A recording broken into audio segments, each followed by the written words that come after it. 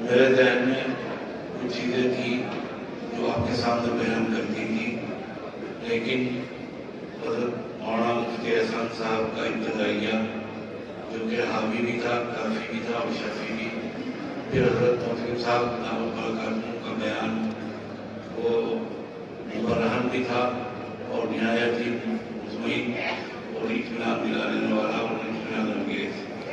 اس کے بعد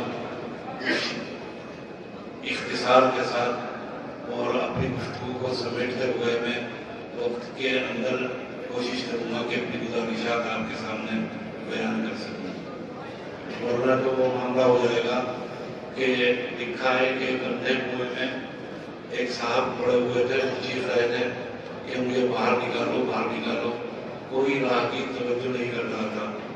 اچانک ایک راہگیر گزرا اور ٹھوکر کھا کر کنویں میں جا پڑا۔ اندر جانے کے بعد اس نے پوچھا آپ کون؟ اس نے کہا کہ میں ایک بیار و مددگار آدمی عرصے سے یہاں سے چیخ رہا ہوں، چلا رہا ہوں اور اپنی نجات کے لیے لوگوں کو پکار رہا ہوں، مگر کسی نے توجہ نہیں دی۔ اس نے دریافت کیا آپ کون؟ کہ میں شاعر ہوں، مطلع ارض ہے۔ تو مطلع ارض ہے ذرا مختصر اس کے ساتھ اور نہایت ہی وقت کے اندر انشاءاللہ کوشش کرتا ہوں۔ آغاز میں اور ابتدا میں سیدنا امام بخاری نے اپنا یہ شاہکار جس کا آغاز اور ابتدا بڑے اندھیرے اور البیرے انداز میں کیا، وہ آپ حضرت مفتی صاحب سے سن چکے ہیں۔ اس کے ساتھ ساتھ یہ چیز بھی قابل توجہ ہے اور قابل غور کہ سیدنا امام بخاری کا یہ شاہکار جہاں اپنے اندر تقدیس لیے ہوا ہے مختلف مقامات کی اور مختلف انداز پر اور مختلف اہتمامات انہوں نے کیے ہیں، جس کی بنا پر کتاب کو مقدس پوری کتاب اور کتاب نے معتبریت حاصل کی۔ اس کے ساتھ سب سے اہم چیز جو ہے جو عند اللہ نہایت ہی کارگر بلکہ سب سے اہم ترین ذریعہ وہ ہے اخلاص، جس کی جانب امام بخاری نے آغاز میں توجہ دلائی۔ آج اس مجلس میں جو یہاں پر منعقد کی جا رہی ہے اور بپا ہے، یہ شاید کم و بیش 42ویں یا 43ویں مجلس ہے۔ ان سلسلے کا تسلسل اور اس کی نشست ثانیہ یعنی دارالعلوم دیوبند کے قیام کے بعد، جامع مسجد کے بعد، یہ 42ویں یا 43ویں نشست یہاں پر تکمیل بخاری کی منعقد کی جا رہی ہے۔ وہ دور تھا، ایک عجیب و غریب دور تھا۔ اس وقت مجھے یاد ہے، اگر میرا حافظہ غلطی نہیں کرتا، کہ جامع مسجد کے اندرون میں اور اندرون حصے میں دیوبند کی جامع مسجد میں حضرت حکیم الاسلام مولانا قاری محمد طیب صاحب نور اللہ مرتضیٰ، جنہوں نے ہر میدان میں نذیر قائم کی اور علیم النذیر شخصیت کے مالک ہیں، انہوں نے آغاز کیا تھا کتاب کا اور یہیں سے انما الاعمال بالنیات، اعمال کے اندر قبولیت کا مدار و انحصار نیتوں کے اوپر ہے۔ اس کی نیت کا جو قبولیت تھی اس کا اظہار اور اس کا نمایاں اس طرح ہوئی ہو کہ آج آپ کے سامنے یہاں پر یہ ادارہ ہے، کن مراحل سے گزرے، کن صعوبتوں کو برداشت کیا، کن تکالیف کو انگیز کیا اور کیسے کیسے مرا جائے، شاید اس کا تذکرہ خالی نہ ہو اور کوئی بیکار نہ ہو۔ ایسے مراحل گزرے ہیں۔ حضرت مفتی صاحب یہاں بیٹھے ہوئے ہیں، آپ بعد میں ہیں اور آپ کو اس نسل کے اندر ہے اور اس سال کے اندر ہیں۔ وہ مرحلے مفتی صاحب نے اپنی آنکھوں سے دیکھے اور برداشت کیے ہیں، لیکن مرحلوں سے یہاں تک پہنچے۔ کیا بات تھی کہ جہاں پر قسمہ پرسی کے حالت میں اور نہ کوئی پوچھنے والا، نہ کوئی دیکھنے والا، نہ چٹائی نہ تپائی، اس مرحلے کو انگیز کرنے کے بعد آج یہاں پر پہنچے ہیں۔ یہ طاقت تھی، یہ قوت تھی، یہ اس نیت کی قبولیت کا ایک مظاہرہ ہے کہ جو حضرت حکیم الاسلام نور اللہ مرتضیٰ نے اس وقت تلاوت حدیث کے موقع پر جو نیت کی تھی اس کا بلال۔ نیتیں جب ظاہر ہوتی ہیں عالم کے اندر تو عجیب و غریب رنگ دکھاتی ہیں۔ حضرت ابراہیم علیہ السلام تعمیر کعبہ کے وقت قرآن مجید نے نقل کیا وَإِذْ يَرْفَعُ إِبْرَاهِيمُ الْقَوَاعِدَ مِنَ الْبَيْتِ وَإِسْمَاعِيلُ رَبَّنَا تَقَبَّلْ مِنَّا إِنَّكَ أَنْتَ السَّمِيعُ الْعَلِيمُ. نیت کا خلوص، صداقت قلبی اور اخلاص نیت آج وہ عمارت دنیا دیوانہ باد اور وارفتگی کے عالم میں اس کے گرد چکر لگاتی ہے. آپ کی دعا، یہ تو آپ کا عمل تھا، آپ کی دعا جو آپ نے فرمایا کہ ربی اجعل ھذا البلد آمنا وارزق اہلہ من الثمرات. میں نے دیکھا، مفتی صاحب میں نے توجہ کی اور غور کیا کہ جب کسی جگہ پر خاص الہی رحمت الہی کا نزول ہوتا ہے تو وہاں پر ایک ظاہر کے اندر ایک چیز نمایاں ہوتی ہے، وہ یہ کہ بے موسم پھل کھلائے جاتے ہیں. حضرت خبیب کا واقعہ گزرا بخاری میں کتاب المغازی کے اندر، جس وقت حضرت کو گرفتار کیا اور مکہ کے والوں کے ہاتھوں بیچ دیا ایک قبیلے کے لوگوں نے، اور مکہ والوں نے جان لینے کے لیے حضرت کو قید کیا ہے. اس گھر میں حضرت کو قید کیا.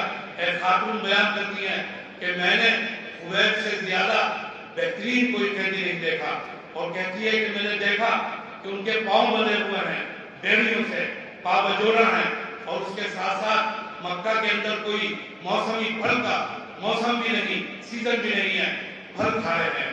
انگور کا خوشہ ان کے ہاتھ میں انگور کھا رہے ہیں. قرآن مجید بیان کرتا ہے کہ فلما دخل زکریا عند المحراب وجد عندها رزقا قال یا مریم انا لک ھذا قالت هو من عند اللہ. زکریا جب پہنچے ہیں حضرت مریم کے پاس تو دیکھا کہ وہاں پھلوں ہے حضرت کی شریر کے نیچے اور تخت کے نیچے. دریافت کیا کہ مریم یہ محمد بے موسم پھل کہاں سے؟ کہا کہ یہ میرا رزق ہے جو حق تعالیٰ کی جل وجہ کی جانب سے ہے. ہنالک دعا زکریا ربہ. مفسرین کہتے ہیں جہاں آیت کی یہ لفظ ہے کہ ہنالک دعا زکریا ربہ، سمجھ گئے زکریا کہ رحمت الہی کا نزول ہے اور اسی مقام پر ہے، اسی جگہ اسی وقت وہی دعا کی ہے اولاد کی اور قبول ہوئی ہے. تو یہ اہم ترین بات ہے اور سب سے اہم ترین چیز کہ نیت کی قبولیت. عجیب انداز میں ابراہیم نے دعا کی ربی اجعل ھذا البلد آمنا وارزق اہلہ من الثمرات. جب یہ دعا کر رہے تھے بے آب و گیا وادی کے اندر، ایک ایسے مقام کے اندر جہاں پر نہ پانی تھا، نہ جہاں پر ہریالی تھی، نہ جہاں پر سبزہ تھا، نہ کوئی سبزہ دار، وہاں پر دعا کوئی تصور نہیں کر سکتا تھا. کوئی ذہین ترین شخص، کوئی مدبر، کوئی سیاستداں، کوئی سروس اس بات کی پیشن کوئی نہیں کر سکتا تھا کہ یہاں پر ایسے حالات پیدا ہوں گے کہ دنیا کے پھل وہاں پر موجود ہوں گے. آج دنیا کا ہر پھل وہاں پر مہیا اور فراہم ہے. تو وہ دعا کر کیا تھا؟ یہ نیت کا اخلاص اور دعا کی قبولیت کے اندر اخلاص نیت کا فرما تھا. پھر یہ مظاہر متعدد جگہ پر اللہ تعالیٰ علومہ فرماتے ہیں، ظاہر فرما دیتے ہیں اس کائنات کے اندر. بخاری امام نے اپنی کتاب کی آغاز کیا اور آغاز کے اندر اس حدیث سنا ہے، جیسا کہ آپ کے سامنے بیان کیا کہ کتاب وحی کا عنوان قائم کر کر اور حدیث بیان کی انما الاعمال بالنیات. سیدنا امام بخاری نے توجہ دلائی اس حسن نیت کا یہ مظاہرہ ہے اور حسن نیت کی یہ کرشمہ ہے کہ آج 1200 سال سے زائد کا عرصہ گزر جانے کے بعد کوئی محدث، کوئی طالب علم، کوئی محقق، کوئی حدیث کا اشتغال کرنے والا ان کی کتاب سے مستغنی نہیں ہو سکتا. ان کی کتاب کی جانب مجبور ہے. یہ ان کی خلوص نیت کا کمال ہے. پھر جب دارالعلوم دیوبند کا قیام ہوا مسجد جامع میں کہتا ہوں کہ یہ اس صبر کا اور اس نیت کا اور اس اخلاص قلبی کا آج نمونہ دیکھ رہے ہیں آپ، جو یہاں پر آپ کے سامنے نظر آ رہا ہے. ایک وقت تھا کہ یہاں پر حکیم خطیب الاسلام تشریف لائے اور فخر المحدثین، جب یہاں پر جنگل تھا، یہاں پر جنگل کے جو یہاں پر شخص تھا جو یہاں کھیتی کرتا تھا، جس وقت وہ آتا تھا یہاں پر مالک زمین کا، تو جہاں ان کو گیٹ ہے وہاں سے آواز لگاتا تھا اپنے ملازم کو، ہندو ملازم کو کندن کہہ کے. دن کی روشنی میں، دن کے اجالے کے اندر ہمت نہیں ہوتی تھی تنہا اس مالک کی اس علاقے میں آنے کی. یہاں پر جب آئے مذبح تھا قریب کے اندر، کچھ یہاں پر گرد بیٹھے ہوئے تھے. حضرت خطیب الاسلام نے شاہ صاحب سے فرمایا کہ شاہ صاحب حدیث پڑھائیے، طلبہ موجود ہے. کوئی تصور نہیں کر سکتا تھا کہ یہ بہار آئے گی، یہ یہاں پر ایک عجیب و غریب قسم کا میلہ لگ جائے گا اور اور ایک یہاں جنگل میں منگل کا سما پیدا ہو جائے گا. وہی اخلاص نیت، وہی صفائی نیت، وہی خلوص قلب، اسی کا سارا کرشمہ ہے. اس انداز سے صبر کیا، اس طور سے صبر کبھی ہوتا ہے اقتدار پہ جانے پر، کبھی صبر ہوتا ہے موت پر، کبھی صبر ہوتا ہے مال کے ضیاع پر، کبھی صبر ہوتا ہے اپنی اشیاء کی پوشیدگی پر، اور اسی کے مطابق حق تعالیٰ علیہ وسلم فرماتے ہیں.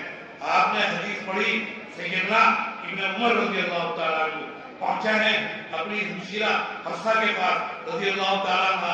کہتے ہیں کہ جب میں پہنچا تو وہ غسل کر کے آئی تھی، ان کے بالوں سے پانی کے قطرات ٹپک رہے تھے. ابن عمر نے کہا وہاں پر حفصہ سے اپنی بہن سے کہ دیکھ رہی ہیں آپ کہ باہر کیا ہو رہا ہے، وہاں پر کیا کس قسم کا ماحول بنتے جا رہا ہے اور جس میں ہمیں کوئی اہمیت نہیں دی جا رہی ہے، ہمیں پوچھا نہیں جا رہا ہے. بہن حفصہ سیدنا عمر کی صاحبزادی اپنے باپ کا رنگ لیے ہوئے کہا اٹھیے ابھی جائیے تشریف لے جائیے، آپ کے نہ جانے سے معاملات اور زیادہ خراب ہو جائیں گے. آپ پہنچیے مجلس میں. جب پہنچے ہیں باوجود بہت سال کے بعد ابن عمر مجلس میں تو امیر معاویہ، کون امیر معاویہ؟ ابو سفیان کے صاحبزادے الامان الحفیظ اپنی ذہانت میں، اپنی فطانت میں، اپنی سمجھداری میں نمایاں حیثیت کے مالک ہیں. کہتے ہیں کہ نبی کریم صلی اللہ علیہ وسلم کو وضو کرا رہا تھا، ایک موقع پر اچانک آپ نے نظر اٹھائی اور نظر اٹھا کر کہا کہ معاویہ اگر کبھی حکومت مل جائے تو عدل سے کام لینا. کہتے ہیں کہ خدا کی قسم اس کی سمجھ گیا تھا کہ ایک نہ ایک دن حکومت آگے رہے گی، ورنہ پیغمبر کی زبان پر یہ کلمات نہ دے. ایسا شریر شخص امیر معاویہ رضی اللہ تعالیٰ عنہ دیکھا ابن عمر کو، سمجھ گیا مجلس میں، کہا میں یرید ان یتکلم فی ھذا الامر فلیطلع لنا قبلہ. جو اس معاملے میں کوئی کچھ کہنا چاہتا ہے آئے ہمارے سامنے، اپنا سر اٹھائے اور بات کرے، ہم اس کو جواب دیں گے. حضرت ابن عمر فرماتے ہیں، شاید جو راوی ہیں انہوں نے کہا پھر آپ نے کیا کہا؟ کہ ابن عمر کہتے ہیں میں نے اپنی آستینیں پھوٹ لی تھی، اپنے دامن کو سمیٹ دیا تھا کہ اس کو جواب دوں، اور جواب ذہن میں آ گیا تھا کہ وہ اس کا حلالہ حق ہے اس معاملے میں، اور اس خلافت کا حقدار وہ سب سے زیادہ ہے جس نے تجھے اور تیرے باپ کو اسلام پہ رکھنے کے لیے جنگیں کی ہیں. لیکن مجھے وہ خیال آ گیا کہ جو حق تعالیٰ جل مجدہ نے صبر کے لیے جنت میں انعامات تیار کیے ہیں اور جنت میں اجر کا وعدہ کیا ہے، وہ میرے ذہن میں آ گیا اور میں خاموش رہا. کہتے ہیں راوی کہ میں نے عرض کیا کہ حضرت حفیظ تھا وہ عصیم تھا، آپ محفوظ ہو گئے اور آپ نے بچا لیا معاملات کو، اپنے اختیار میں کر اپنے کنٹرول میں کر لیا. وہ صبر حضرت حکیم الاسلام نور اللہ برکتہ اور ان کے شرکاء، ان کے مشاہدین اور ان کے معاونین، ان کا صبر الامان الحفیظ کیا طریقے اور کس انداز پر یہاں پر پہنچے ہیں، اسی کا نتیجہ ہے کہ آج یہاں پر یہ مجلس قائم و دائم ہے. امام بخاری نے توجہ دلائی، پھر آخر میں پہنچے ہیں گفتگو کرتے کرتے وَنَضَعُ الْمَوَازِينَ الْقِسْطَ لِيَوْمِ الْقِيَامَةِ کہ ہم ترازو قائم کریں گے. اہل ایمان کے لیے تو کوئی شبہ نہیں، کوئی کسی قسم کا ریب نہیں، کوئی ان کو اندیشہ نہیں، اس لیے کہ ارشاد فرمایا وَالْوَزْنُ يَوْمَئِذٍ الْحَقُّ، وَالْوَزْنُ يَوْمَئِذٍ الْحَقُّ، اس کے لیے ان کے لیے کوئی کسی قسم کا. لیکن بعض اہل عقل ہیں جو عقل کے اتباع کرتے ہیں، عقل کو رہنما مانتے ہیں، عقل کی اتباع کے اندر انہوں نے اپنی زندگیاں گنوا دی. وہ اشکال کرتے ہیں کہ کیسے اعمال وہاں کیسے مجسد ہو جائیں گے، کیسے اعمال جسم اختیار کریں گے، کیسے شکل اختیار کریں گے، نماز کیا شکل اختیار کرے گی. احادیث کثیرہ بیان کی ہیں حضرات محدثین نے. ابن عباس کا قول ہے کہ جو یہاں عمل ہے وہ وہاں پر جسم اختیار کر لے گا. بات ختم ہو گئی ابن عباس کے قول کے بعد. اور حدیث میں ہے کہ قرآن مجید قبر کے اندر وحشت کے وقت جب وحشت ہوگی قبر کے اندر تو سر کی جانب سے آئے گا. شاعر کا تو نقطۂ نظر دوسرا ہے، وہ تو بڑی شوقی کرتا ہے. داد دہلوی نے کہا قبر میں حسرت و ارما غنیمت ہے داغ، رفتہ رفتہ انہی یاروں سے رہ جاؤں گا. حدیث حقیقت کو حقیقت کرتی ہے، حقیقت کو کھولتی ہے. اور شوقی کی ایک موقع پر داغ نے اور کہا کہ مقابلہ ہے حشر میں رقیبوں سے، چھپا ہوا کوئی خنجر میرے کفن میں رہے، وہاں اتنی ہوش رہے گا کہ وہاں حقیق رقیبوں سے مقابلہ کرے گا۔ ایک عالم نے اس کے شعر کو نقل کیا ایک موقع پر اور لکھا بسیار شوقی کردہ، بہت شوقی کی ہے، حد سے زیادہ شوقی کی ہے۔ تو حدیث تو حقیقت کھولتی ہے۔ حدیث میں فرمایا نبی کریم نے قرآن آئے گا سر کی جانب سے، نماز آئے گی داہنی جانب سے قبر کے اندر حفاظت کے لیے، اور زکوٰۃ آئے گی پاؤں کی جانب سے، اور روزہ آئے گا بائیں جانب سے۔ کشمیری کہتے ہیں کہ اس لیے کہ بادشاہ کا کلام ہے قرآن مجید کہ سر کی جانب سے آئے گا، اور حدیث میں ہے کہ جس شخص نے اپنے بچے کو قرآن مجید کی تعلیم دی، قیامت میں اس کو تاج پہنایا جائے گا، اس کے سر پر ایک عجیب و غریب قسم کا تاج نہایت منفر اس کے سر پر رکھا جائے گا۔ یہ سر کی جانب سے اور بادشاہ کا کلام ہے۔ کشمیری نے ایک موقع پر آمین بالجہر و آمین بالسر کے موضوع پر گفتگو کرتے ہوئے کہا کہ بادشاہ کا کلام ہے، بادشاہ کا کلام ہے، مجال نہیں کسی انسان کا کہ بیچ میں دم مارے۔ جب بادشاہ کا کلام پڑھا جا رہا ہو، آمین بالجہر کے بارے میں کہا کہ جب بادشاہ کا کلام پڑھا جا رہا ہے، کسی انسان کا مجال نہیں کسی کی کہ بیچ میں دم مار سکے، تو سر کی طرف سے آئے گا۔ مال چل پھر کر کمایا تھا، مال چل پھر کر اس پاؤں سے، جستجو سے، محنت سے، کوشش سے، بھاگ دوڑ سے، تو سر پاؤں کی جانب سے۔ اور نماز برہان ہے، اور ایک حدیث میں ہے شیطان کے اوپر حملہ ہے، تلوار اور برہان اور دستاویز ہاتھ میں ہوتی ہے، دائیں جانب سے آ جائے گی، شکل اختیار کر لے گی، اور روزہ بائیں جانب سے۔ حدیث میں روزے کو الصوم جنہ کہا گیا ہے، ڈھال کہا گیا ہے، جو بائیں ہاتھ میں ہوتی ہے، بائیں جانب سے حفاظت کرے گا۔ شیخ ابن عربی محی الدین شیخ اکبر المعروف ابن عربی وہ کہتے ہیں، شیخ اکبر ان کا کشف ہے کہ تمام کلمات قبر کے اندر مساعد و معامل ہو کر آ جائیں گے۔ لا الہ الا اللہ اکبر آئے گا سامنے کی جانب سے، اعلان کی چیز ہے۔ جہاد میں سامنے کی جانب سے آئے گا، داہنی جانب سے، اعلان کی چیز ہے، تکبیر کی چیز ہے۔ جہاد میں علم اور علم جہاد داہنے ہاتھ میں ہوتا ہے، اور کلمہ طیبہ لا الہ الا اللہ سامنے سے آئے گا، سامنے کی چیز ہے۔ اور الحمد پاؤں کی جانب سے اور پچھلی جانب سے آئے گی، پیچھے کی جانب سے، کہ ہر چیز کے ختم اور اختتام اور انتہا پر ہوتی ہے۔ تمام کلمات مجسد ہو جائیں گے۔ بلکہ آگے دعویٰ کیا اہل علم نے، اور کون اہل علم؟ کشمیر نے دعویٰ کیا کہ میں کہتا ہوں کہ معانی بھی متجسد ہو جائیں گے، معانی بھی متجسد ہو جائیں گے، اعمالی نہیں معانی۔ اور فرمایا کہ وَإِنَّ جَهَنَّمَ لَمُحِيطَةٌ بِالْكَافِرِينَ، جہنم نے کافروں کو گھیرے ہوا ہے، جو ہمیں اب نظر نہیں آتی، لیکن فَكَشَفْنَا عَنْكَ غِطَاءَكَ فَبَصَرُكَ الْيَوْمَ حَدِيدٌ، جب یہ پردہ ہٹ جائے گا، یہ عالم بدل جائے گا، تو نظر آئے گا کہ جہنم نے آج بھی گھیرا ہوا ہے کفار کو، اور محیط ہے، چہار جانب سے گھیر رکھا ہے۔ اس پر گفتگو کی ہے علامہ آلوسی نے اپنی تفسیر معرفۃ الاعلیٰ تفسیر روح المعانی کے اندر، اور دبانی نے اپنے رسالے کے اندر، اور احادیث سے اور دوسری روایات سے اس مضمون کو اور اس مفہوم کو مؤید کیا ہے۔ ان حضرات نے، تمام حضرات نے اس پر گفتگو کی ہے کہ تمام اعمال شکل اختیار کر لیں گے، اور ان کا پھر وزن کرنا آسان ہو جائے گا۔ بلکہ اشعار بھی میں لایا تھا جو کشمیری نے کہے اس سلسلے میں، وہ اشعار بھی آپ کے سامنے سنا رہے تھے، لیکن وقت کی تنگی ہے، میں اس لیے اس کو روکتا ہوں۔ سن لیجیے، مفتی صاحب کی فرمائش ہے، اس لیے پیش کرتا ہوں۔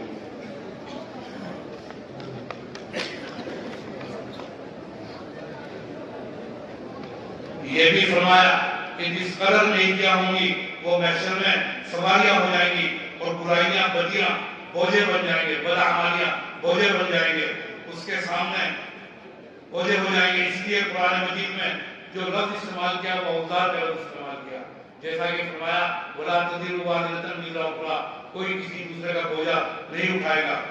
اور کیونکہ نیکیوں پر بمشکل اپنے آپ کو چڑھایا تھا، اور بدیوں پر برضا اور لذت، برضا اور رغبت سوار ہوا تھا، اسی لیے اس کو علامہ نے اس حقیقت کو اپنے 3 اشعار میں بیان کیا۔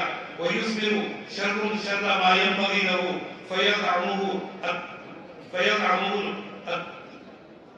الطَّلَبَ الصنيع الجهول ويسلب الشر ما ينبغي له فيزعم الظلم الصنيع جهول کہ فرمایا کہ رہا سزا و سزا کا جزا و سزا کا مسئلہ تو وہ واضح ہے، جاہل آدمی اس کو ظلم سمجھتا ہے۔ پھر فرمایا کہ کئیرا سے خبصا بذری خبصا نباتی ہی تباعا ولایاتی ہی قال یقول کہ دیکھو اگر خراب درخت کا تخم ہو تو اس کو طبعاً ویسے ہی درخت پیدا نہیں ہوتا، ویسے ہی درخت پیدا ہوتا ہے۔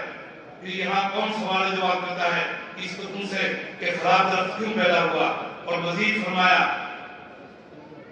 کہ ولیس جزاء ذاک علم مع فعالنا ولكن ذکرا حال سوف یزول، اگر غور کرو تم جس کو جزا سمجھ بیٹھے ہو یہ جزا نہیں ہے، وہ تو وہی دنیا میں کیے ہوئے تمہارے اچھے برے اعمال ہیں، اور جو دوزخ اور جنت میں عذاب و ثواب کی شکل میں نظر آئیں گے تمہارے بری اعمال ہیں۔ وَوَجَدُوا مَا عَمِلُوا حَاضِرًا، استدلال کیا کشمیر نے قرآن مجید کی آیت سے۔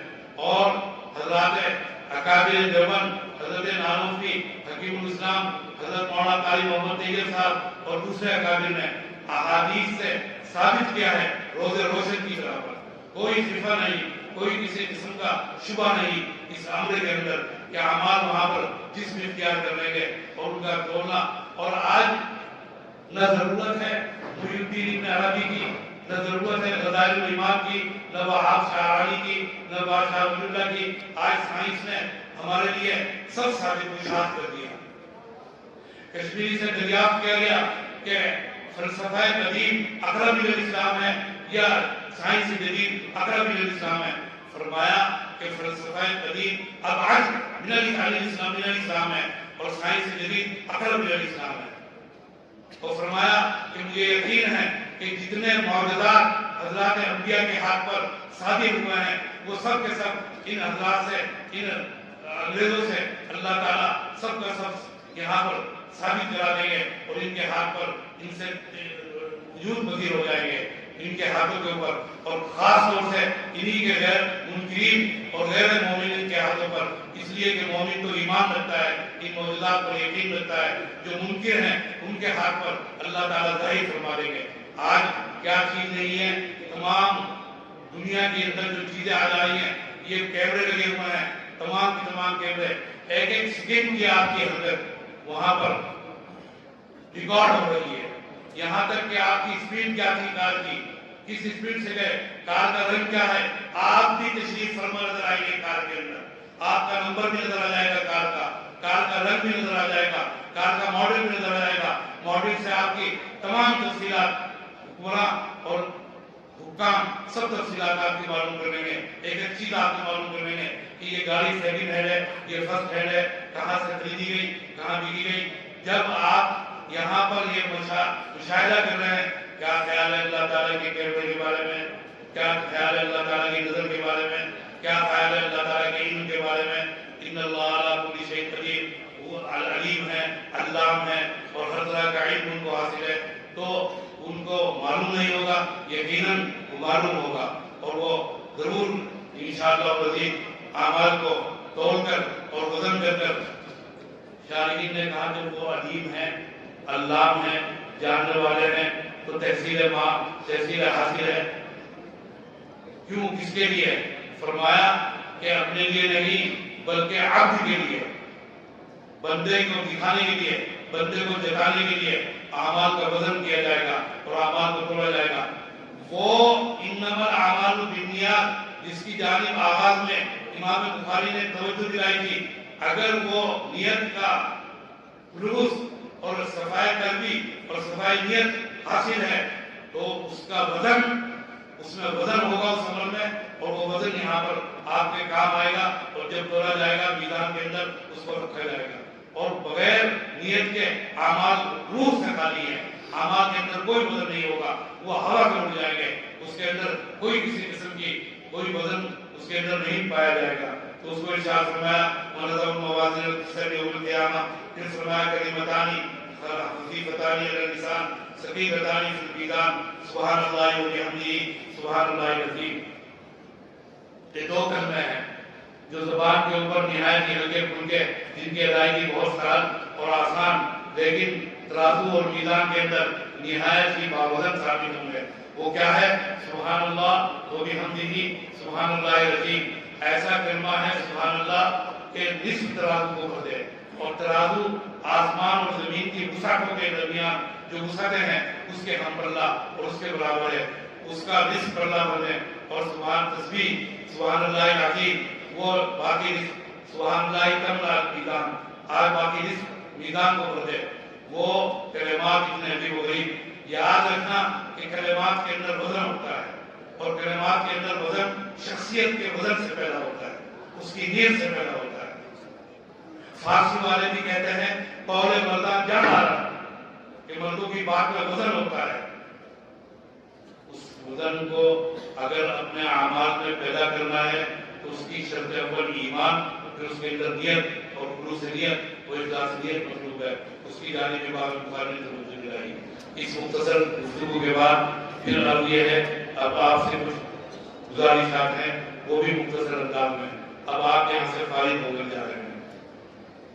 ایک چیز کی جانب مفتی صاحب مدد اللہ نے آپ کو توجہ دلائی اپنے انداز میں کہ آپ کو اپنا معاش پیدا کرنے کے لیے باعزت ذرائع اختیار کرنے چاہیے. پھر دین کی خدمت ہو تو عجیب و غریب قسم کا ایک منظر سامنے آئے گا، ایک عجیب و غریب قسم کا ماحول پیدا ہو جائے گا. جب آپ نے یہ علم حاصل کیا ہے تو مطالعے کو اپنا شعار بنائیے، مطالعے کا قصد کیجیے اور مطالعہ کیجیے. کشمیر نے توجہ دلاتے ہوئے فرمایا کہ قرآن مجید اور بخاری شریف اور ہدایہ شاہدین عربیت کے پیش نظر رہے ہیں، ایک عالم کے پیش نظر رہے ہیں. عربی زبان کی شوق رکھنے والے کو اس کا مطالعہ کرنا چاہیے. پھر فرمایا میں کہتا ہوں کہ حجت اللہ شاہ ولی اللہ کی اور الطاف قدس بھی مطالعے میں رہنا چاہیے، مطالعے کا اہتمام ہو. آپ جائیں گے، آپ کے سامنے چیلنج ہے، آپ بہت عجیب و غریب ماحول میں تشریف لے جا رہے ہیں. لیکن شاعر کہتا ہے کہ تندی بال مخالف ہے نہ ہو حیران عقاب، یہ تو چلتی ہے تجھے اونچا اڑانے کے لیے. آپ کے اندر وہ صلاحیت ہونی چاہیے، وہ آپ کے اندر حوصلہ ہونا چاہیے، وہ عزم ہونا چاہیے کہ مخالف اپنے اور غیر مساعد حالات کو اور تمام کی تمام چیزوں کو اپنے حق میں کر رہے ہیں. یہ کوئی بات نہیں کہ دور معداری کے فضار چلو تم ادھر کو ہوا ہوتی ادھر کی، ہواؤں کو اپنے موافق کر رہے، اپنے رخ پر موڑ رہے اور مخالف سمت میں آدمی پیرا کی کرے. یہ ہے مردانگی، اسے کہتے ہیں جوامردی، اسے کہتے ہیں بلند حوصلگی. شاعر کہتا ہے عزم اگر ہو صورت آہن برق بنائے تیرا نشیمن. اگر عزم آہن اور لوہے کے انداز میں ہو، اتنا مضبوط ہو تو برق جو کہ نشیمنوں کو پھونکتی ہے وہ برق تمہارا عائشانہ تیار کر دے گی. شاعر کہتا ہے کہ پھر لوگ میری راہ میں دیوار بن گئے، قدم قدم پر اس کا سابقہ پڑے گا. ایک ایک قدم پر ایک ایک آپ کو لمحہ اس کا احساس ہوگا کہ لوگ رکاوٹیں ڈالیں گے. آسان نہیں ہے اپنی منزل پر پہنچنا، بڑا اس کے لیے تگودو پاپڑ بیلنے پڑتے ہیں، بڑی محنتیں کرنی پڑتی ہیں، بڑی مشقتیں برداشت کرنی پڑتی ہیں، بڑی صحبتیں انگیز کرنی پڑتی ہیں، تب آپ منزل سے ہمکنار ہوتا ہے. شاعر کہتا ہے کہ پھر لوگ میری راہ میں دیوار بن گئے، میری تھکن کو بھی سایہ دیوار چاہیے. مخالف حالات کو اپنے موافق سمجھنا اور اپنے موافق کر لینا. آپ کا تعلیم، جناب نبی کریم صلی اللہ علیہ وسلم کی سیرت، آپ کے حیات، آپ نے مکہ کے ماحول کو، مخالف فضاؤں کو، مخالف ہواؤں کو، مخالف سرزمین کو، مخالف قبیلے کو، مخالف اعزا کو، مخالف اقارب کو، مخالف تمام قبائل کو، پورے ماحول کو اپنے حق میں آپ نے موڑ دیا. اپنی نیت کی بلندی، اپنی نیت کے خلوص، اپنے آہنی عزم اور اپنی دعوت کی خالصیت کی بنیاد پر اور اپنے اخلاص کی بنیاد پر 23 سال میں آپ نے انقلاب پیدا کر دیا پوری جزیرہ عرب کے اندر، بلکہ کائنات کے اندر ایک انقلاب پیدا کر دیا آپ نے. اس نبی کے وارث، اس کی علم کے وارث آپ ہیں، آپ اس کے وارث کہلاتے ہیں. آپ کے سامنے بھی آسانیاں نہیں ہیں، عجیب و غریب قسم کے افکار اور نظریات سے آپ کو سابقہ پڑے گا. فتنہ شکیلیت بلا ہے، شکیل بن حنیف، قادیانیت ہے اور عجیب و غریب قسم کے افکار ہیں. ابھی میں دیکھا تھا ایک صاحب کہتے ہیں کہ میرا نام فلاں ہے اور میں نبی ہوں. لا حول ولا قوت الا باللہ ولا حول ولا قوت الا باللہ. اسے پتہ ہی نہیں بدنصیب کو کہ وہ کیا کہہ رہا ہے، اسے پتہ ہی نہیں وہ کیا کہہ رہا ہے. مسیلمہ کذاب کے پاس پہنچے جناب نبی کریم، آپ کے ساتھ حضرت شماس بن قیس بھی ہیں. آپ نے فرمایا،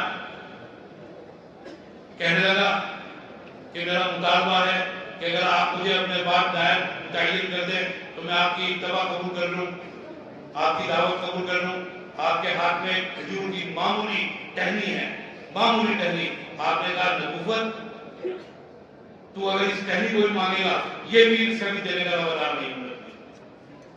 آسان سمجھا ہے، وہ سمجھ رہا ہے بدنصیب کہ یہ کوئی خلافت ہے، یہ کوئی منصب ہے، یہ کوئی عہدہ ہے جو بانٹ دیا جائے گا، جو کسی ادارہ سے دے دیا جائے گا.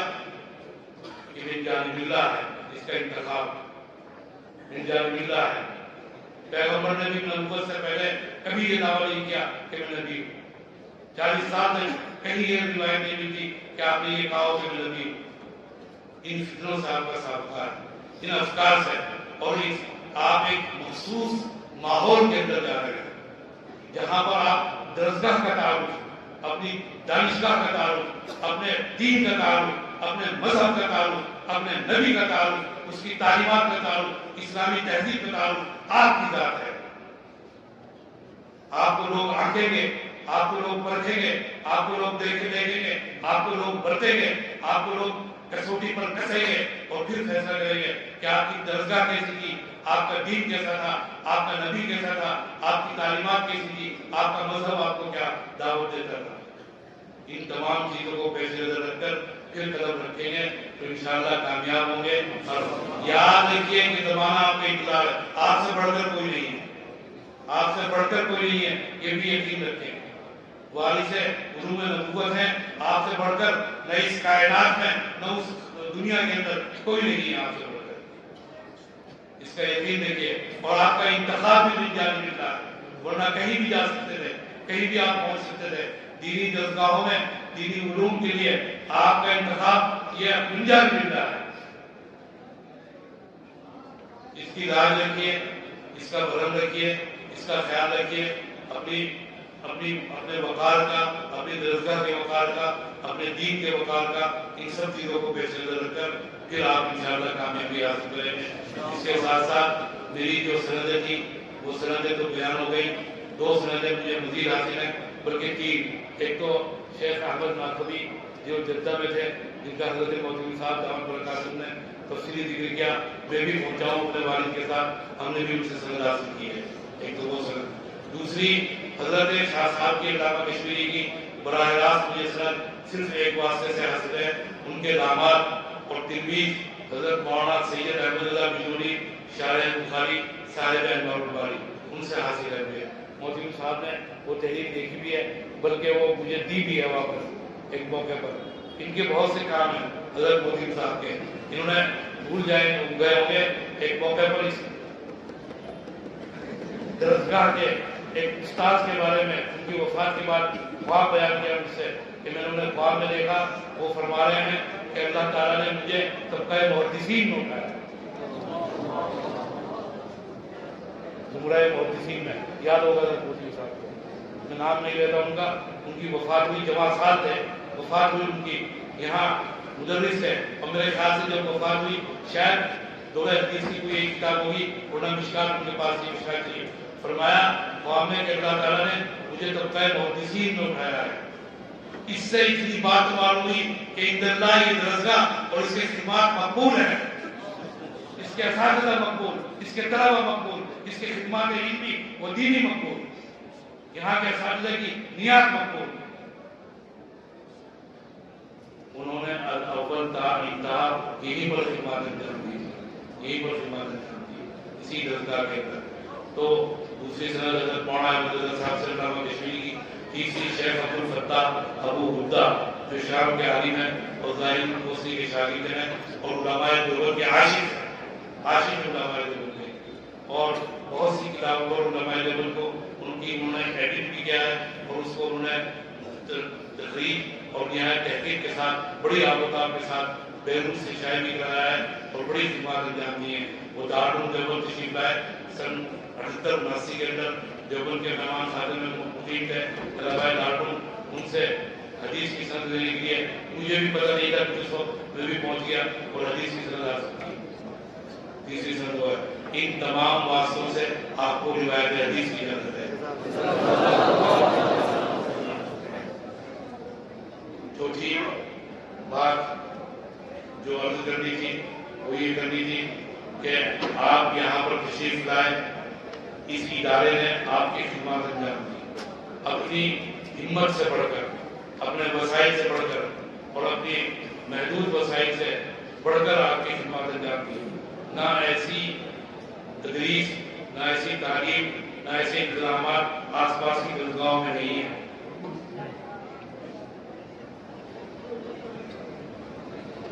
جدت کو اور حقیقت کو اپنے ساتھ لے کر چل رہے ہیں، ساتھ لے کر چل رہے ہیں۔ آپ کو آشنا، زمانے سے بھی آشنا کر رہے ہیں اور دین سے بھی آپ کو واقفیت دلا رہے ہیں۔ بڑی اہم خدمات انجام دی جا رہی۔ آپ کی خدمت میں کوئی کمی ہو، کوئی کوتاہی ہو، میں محترم صاحب کی جانب سے اور اپنی جانب سے اور تمام اپنے اساتذہ و عملے کی جانب سے معذرت خواہ ہوں، اس کے لیے آپ معاف کر دیں۔ اور سب کی جانب سے آپ سے درخواست کنندہ ہوں کہ آپ اگر کہیں سنیں کہ ہم میں سے کوئی اللہ کے حضور پہنچ چکا تو اِیصال ثواب کا اہتمام کریں اور اس مغفرت کے لیے دعا کریں۔ صحابی وفات کی شہادت ہو رہی ہے اور انہوں نے دوسرے صحابی سے کہا کہ نبی کریم صلی اللہ علیہ وسلم سے میرا سلام عرض کرنا اور کہنا میری مغفرت کے لیے دعا کریں۔ وہ آئے ہیں نبی کریم صلی اللہ علیہ وسلم کی خدمت میں، کہا یا رسول اللہ عامر نے آپ کو سلام کہا ہے اور یہ کہا ہے کہ میری مغفرت کے لیے دعا کریں۔ آپ نے وضو پانی منگایا، وضو کی ہاتھ اٹھائے، راوی کہتے ہیں کہ اتنے بلند ہاتھ اٹھائے آپ کے کہ آپ کی بغلوں کی سفیدی مجھے یاد ہے جب آپ نے دعا کی ہے عامر کے لیے مغفرت کی، میں نے کہا یہ مقبولیت کی گھڑی پیغمبر دعا کر رہے ہیں، میں نے بھی ہاتھ درخواست کی یا رسول اللہ میرے لیے بھی مغفرت کی۔ معلوم ہوا کہ طلبہ سے بھی دعا کا التماس اور گزارش کی جا سکتی ہے کہ آپ بھی ہمارے لیے دعائیں مغفرت فرمائیں جب سنیں کہ ہم کسی کو اللہ کو حضور اللہ کی جناب میں پہنچ چکے ہیں۔ یہ آپ سے درخواست یہ سمجھ لیں کہ جو کچھ تھوڑا بہت حق قائم ہوا اس کا مطالبہ ہے۔ اب وقت رخصت قریب ہے، آپ سے جدائی کا وقت ہے، اور وہ جو کسی نے کہا ہے کہ سیر کی خوب کھلے پھول چنے شاد رہے جاتے ہیں باغباں گلشن تیرا آباد رہے۔ وقت جدائی ہے، خدا تعالیٰ آپ کے مستقبل کو تابناک فرمائے، خدا تعالیٰ آپ کے علوم میں برکتیں عطا فرمائے اور حق تعالیٰ جل مجدہ آپ کو بہترین زندگی عطا فرمائے۔ وآخر دعوانا الحمدللہ رب العالمین۔ تبارك الذي بيده الملك وهو على كل شيء قدير، الذي خلق الموت والحياة ليبلوكم أيكم أحسن عملا وهو العزيز الغفور۔